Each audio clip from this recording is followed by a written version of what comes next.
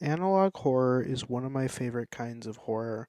While it is relatively new in the horror scene, really only becoming well known in the late 2010s, however, to me at least, honestly, I love it because when it's done right, it can be some of the most interesting and actually scary horror out there.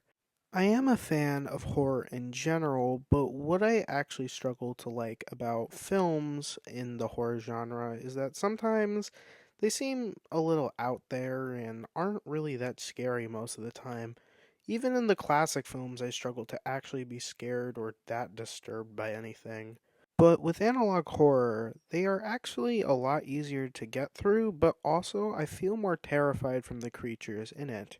Rather from their uncanny designs or what they stand for, I find it a lot easier to be more scared of an analog horror than I do with any other source of media. However, out of all analog horror out there, my favorite one has always been Vita Carnis. This series to me has taken everything that analog horror should be, with a mix of being scary but also making me actually like looking around at this world and the creatures inside of it. With each individual creature being unique and interacting with humanity differently than the others. It is a really fascinating world to look at, and every episode makes something more interesting with us finding something out about these creatures that we didn't know about before, but it feels natural and not completely out there. And from the series, the one that has always stood out to me as my favorite is the man eating creature known as the Mimic. This creature feels almost like the mascot of the series, with it getting a lot of attention compared to the other ones. And honestly, for good reason why these things are some of the main focus. These things are the direct predators of humans, and the most active threat in the entire series, really putting humanity's position as the apex predators into question and showing that despite how evolved we are compared to most creatures, we're still part of the food chain, and these creatures are here to show us that. But when talking about these creatures, it does make me wonder, how strong are these creatures exactly? Are they really that big of a threat to humanity, and how far does that threat extend? Today, I'm here to figure that out as I ask the question, how strong is a mimic? Now, to figure this out, we need to find out the basic characteristics of a mimic to find out exactly what we are working with here. Mimics are tall humanoid creatures that stand up at around 7 feet tall and can have a sprinting speed of around 30 to 35 kilometers per hour, making them faster than the average human. But we can actually get into some more specifics. The Mimic was able to bust open a glass window to a half window door, meaning at minimum this single hit would be around 250 joules in striking power. However, they are also known for being able to rip through humans quite casually, and based on the original tape for it, it's easily able to hit the abdomen wall of a person and pretty quickly take them out. This would actually require 500 to over 1,000 joules of force in order to actually do this, at least at the speed that they were doing specifically. It is also heavily implied that these things could take bullet fire pretty casually, since in the defense tapes it is basically said shoot them in the head or legs to slow them down, but also, in the original video, it is said you will not be fast enough in order to take one out, implying if you shoot it anywhere else but the head and legs, these things are not going down very easily, if at all, meaning that these base mimics would be also withstanding the force of 500 to 1,000 plus joules. However, that's not exactly where this stops. Mimics in a younger state can actually run at about 50 to 70 kilometers per hour if by how the deer is shown in the video when talking about how young mimics hunt down other creatures other than humans. If they can actually catch up with a deer, they would be traveling around 50 to 70 kilometers per hour. And based on the fact we know mimics get faster when they are older, this can be assumed that the mimic's adult stage can at least scale to this if we take the statement of them hunting deers very literally.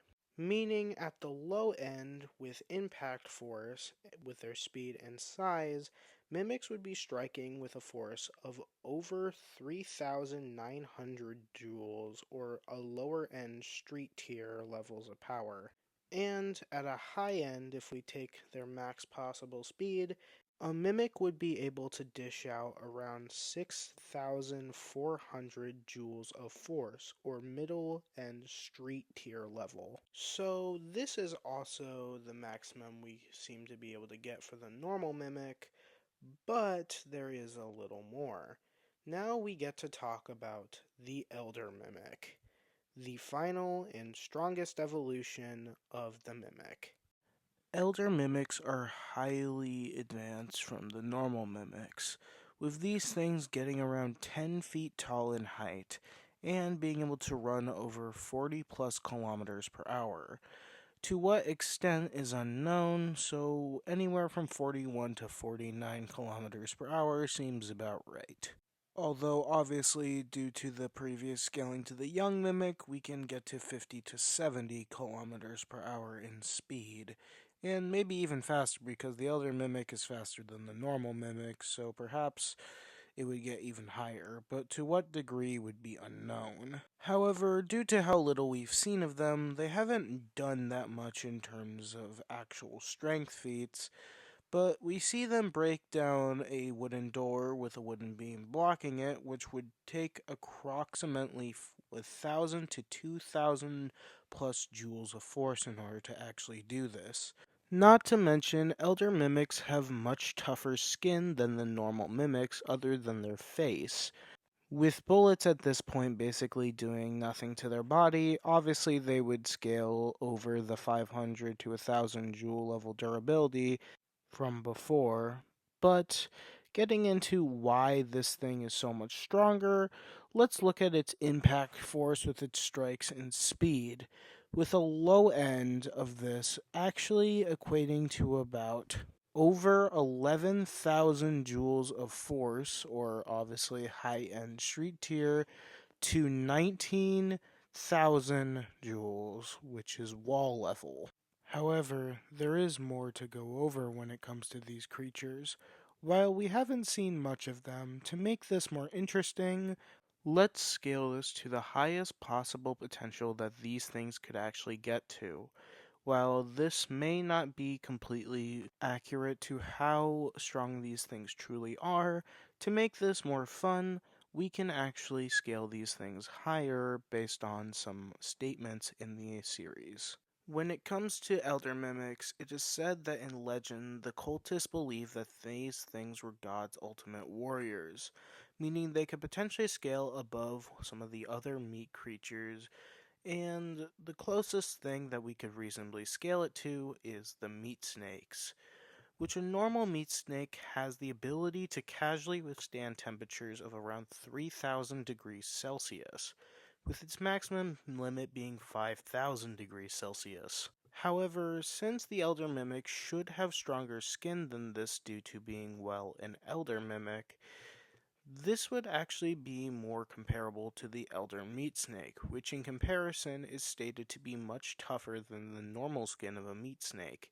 since it took days of cutting in comparison to an actual meat snake to get even a light sample of its skin. Now, if we fully go into this, the elder meat snake's size is around 30 meters long, or 90 feet in length. Assuming a meat snake is as fast as a normal snake, this means they would be equating energy about 360,000 joules, and assuming they're even slightly faster, being at 8 meters per second, we can actually get this up to 1 million joules, or 0.00024 tons of TNT. which is still wall level in power, but to a higher extent than what the Elder Mimic was getting before. But going back to their thermal resistance and the fact of what they can withstand if we compare them to the meat snake, an Elder Mimic would be able to withstand the force of 3 gigajoules or zero point 0.7 tons of TNT, making its durability a lot higher than its space strength. And at the high end, if we compare them to the Elder Meat Snake's durability in comparison to how a normal meat snake is, we can actually get this up to 8.6 gigajoules or 2 tons of TNT. Or, in shorter terms, this is building level. So, for our final verdict, an Elder Mimic is anywhere from Street Plus to wall level in power, is anywhere from 41 to over 70 kilometers per hour in speed, and has the durability of around wall to building level if we scale them to their highest possible end. Mimics are highly dangerous for a reason. They're above us in strength and speed for the most part, and when they're in their elder phase, they are practically unstoppable to any normal human. You could try fighting back, but as the lore states in Vita Carnis, you are practically done for if you come into contact with one of these things. You can't overpower it because it's stronger than you. It's too durable to actually do any reasonable damage to it before it gets to you, and they are most likely just as smart as you, rather this being the normal mimic or elder mimic. They always know the best way to get to their prey. They are truly humanity's biggest threat, and what's even worse, we don't actually know all too much about their elder variant. These things could well be stronger than what we gave them credit for. But in the end, be careful out there. Watch your back. Make sure your home is safe, because in the end, a mimic might be there, watching, waiting, and plotting for when it will have its next meal.